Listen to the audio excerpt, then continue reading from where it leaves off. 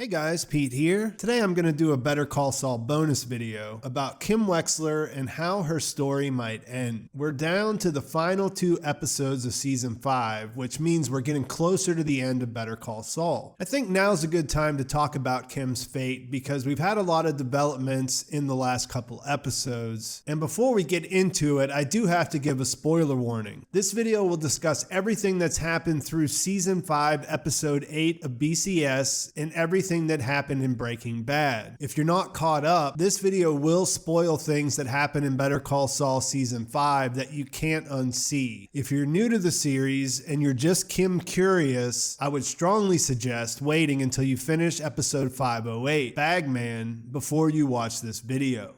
With that out of the way, I will say up front that I'm making this video because I have no idea what's going to happen to Kim. After writing this, I am leaning one way, in one direction, but what I think is most interesting here is that all 3 outcomes for her fate are possible. In this video, I'm going to examine each of those outcomes, arguments for and against, and the various ways each of them could play out. Why is what happens to Kim important? While she's a beloved character, this isn't a story about Kim. It's a story about Jimmy transitioning into the character he was in Breaking Bad. Saul Goodman, criminal lawyer that bears little resemblance to the Jimmy McGill we've spent 5 seasons of Better Call Saul getting to know. In Breaking Bad, we don't learn much about Saul's personal life, but based on his behavior, it doesn't seem like Kim Wexler is in the picture at all. For this reason, Kim is a motivating factor from how we get from Jimmy to Saul. Since we hear no mention of her in Breaking Bad, it makes this first possible outcome fairly unlikely, and that is that Kim is still with Saul during the events of Breaking Bad. I don't like this possibility for a number of reasons, primarily because it would take a lot of retelling of the story post BCS to make it work. I think that appeals to some fans though, getting to see a lot more of the story that occurs during the Breaking Bad timeline. And there are a few clues out there that people who champion this idea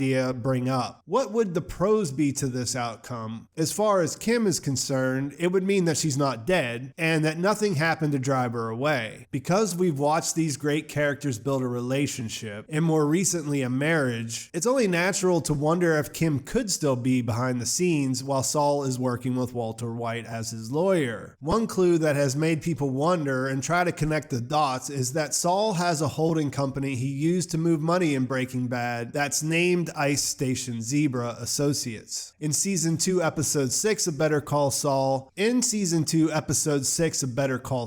Kim and Jimmy run a con together. They convince a stranger at a bar to write them a check for $10,000 as an investment in a fictitious tech startup that they tell him about. When we see the check later at her apartment, it's written out to Ice Station Zebra Associates. Ice Station Zebra is also the name of a classic movie that Jimmy and Kim watched together earlier in the same season. That name leads people to speculate that Kim is still involved. And the theory usually involves a reason why Kim can't be working publicly in the office with Saul, like losing her law license in relation to something they did together. The cons to this outcome are fairly obvious. Breaking Bad is a story that's already been told from watching Walter White's journey. Would the fact that Saul had more going on behind the scenes really improve that show in any way? It's debatable, but I would lean towards no. We've had one flash forward to the Breaking Bad timeline in season 4 of BCS, and I'm not opposed to seeing more, but there's still plenty of room to write the story of Jimmy McGill's transformation into Saul without rewriting what we already know. Kim and Jimmy were married in May of 2004, so there's still roughly 4 years until the 2 timelines would overlap.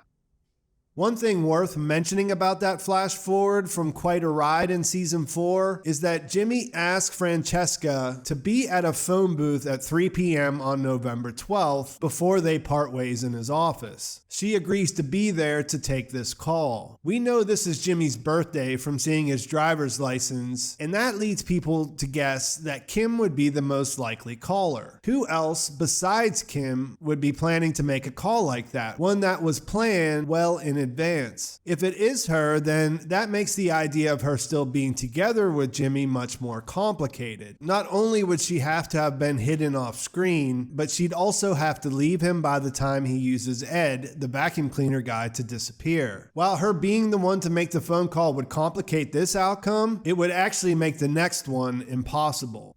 That next possible outcome is that Kim dies. It's hard to imagine this happening, and some fans will tell you that it couldn't happen, but it definitely could. There's no shortage of violence on the cartel side of this story, and for that reason, no character is safe. Fans love Kim, the creators love Kim, but that doesn't mean that she can't die. Kim has recently made herself known to the cartel by visiting Lalo in jail, and the fact that Jimmy has told her about his dealings with them means she's more than just a family member that they could use as leverage to pressure him. She knows about their business, and that means she could be a liability. The only real pros to this outcome is that Jimmy would be untethered, with nothing holding him back from going full Saul. Kim dying would sever all the remaining ties to that period of time when Jimmy was trying to be a good guy, trying to do the right thing. If we look at Jimmy after Chuck's death, you could make an argument on how this would clear his path to where he ends up later. Chuck dying opened the door to Jimmy practicing law while fully embracing the con man side of himself. After he was reinstated, he changed his name and went straight to trying to appeal to this criminal clientele he built up while he was selling burner phones. It's hard to imagine him doing this if Chuck were still alive. And the other things we saw with Chuck's death was that Jimmy wasn't able to process the event. He pushed down his feelings in an unhealthy way, and we just saw them coming back up when he tore into Howard outside the courtroom in episode 7, JMM. If you take Kim out of the picture permanently, it might be the thing to push Jimmy over the edge to fully embracing Saul. Would it though? The cons of this, beyond the fact that killing off Kim Wexler feels like a crime against humanity at this point, all stem from that question. Would he be the guy we met in Breaking Bad if Kim died? He's not a dark character. He's almost happy-go-lucky, and he definitely seems to enjoy what he does. Like, he likes being a criminal lawyer. Would he be like that if his early encounters working for criminals led to the death of someone we can see that he does truly love? There is some time for healing, but to this point, Jimmy doesn't do healing. And if he did recover from the low place he would surely go if Kim ends up dead, would he come out the other side and jump right back into criminal law? Maybe, but it would take some finessing, and that's why I favor the last possible outcome.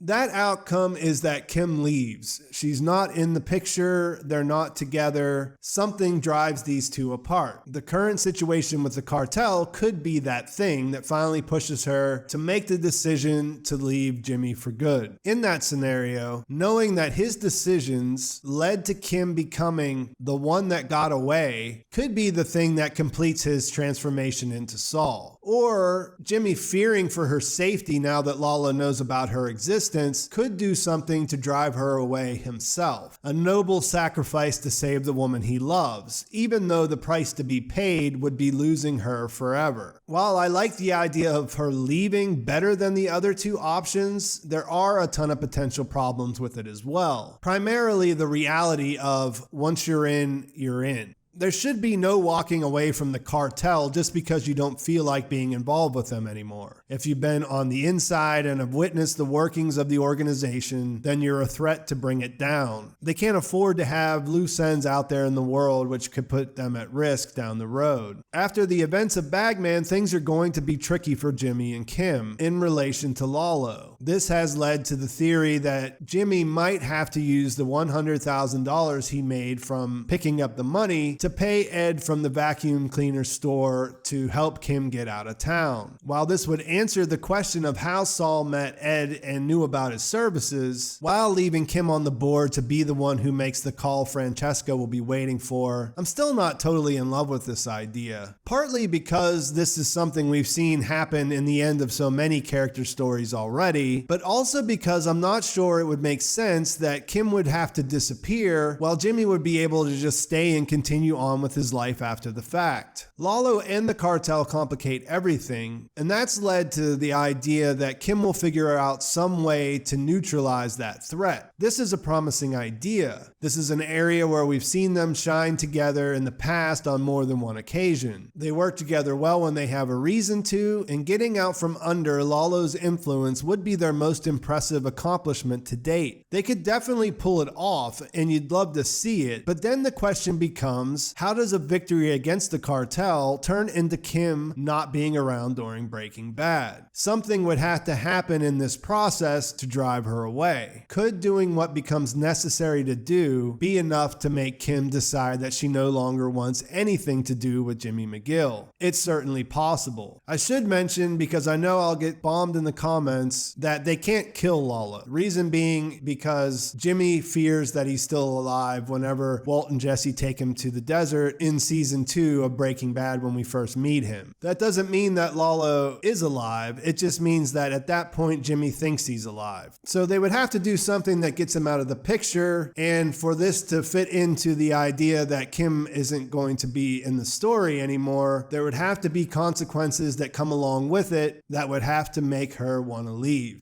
So it is pretty fun that any one of these could be the possible outcome. I lean towards her leaving, not dying, and that would leave things open for a possible reunion in the Gene timeline. I'm not 100% on board with that. It's certainly possible. He's in Nebraska. We know that Kim grew up in Nebraska. This leads a lot of fans to thinking for sure that they're going to at least have an encounter at the end, if not come back together. But I'm not 100% on board with that idea yet. I'm holding out to see what happens next in the Gene story before I decide if I think that's where they're heading. But in general, I do prefer the idea of her leaving and getting out alive. So tell me in the comments what you think. Why do you like whatever idea it is you think? And let's have a conversation there. For what it's worth, I don't think that she'll leave by the end of season 5. If that's the way they go, I think that'll happen later. If they kill her off in a shocking way, that could happen at the end of season 5. But you also wonder, because Rhea Seehorn is so great and this character has carried a lot of Jimmy's story, how would they go about not having her in season 6? So I'll leave it there. Please let me know what you think about that. Please like this video if you enjoyed it. Please subscribe to my channel if you haven't already. Thanks for watching. I will talk to you soon.